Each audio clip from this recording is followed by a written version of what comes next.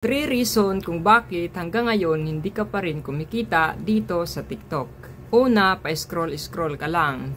Pangalawa, panay lang panonood mo ng short video dito. Pangatlo, hindi mo lang talaga alam kung papaano. Hindi mo ba alam na kahit wala pang 1K ang followers mo, dito sa TikTok ay pwede ka nang kumita doing copy and paste system. Dito, hindi mo na kailangan magbinta-binta ng kung ano-anong produkto. Wala ring quota na habulin dito para kumita ka. Ang kailangan mo lang dito ay meron kang cellphone, good internet connection, at time at least 2 to 3 hours per day.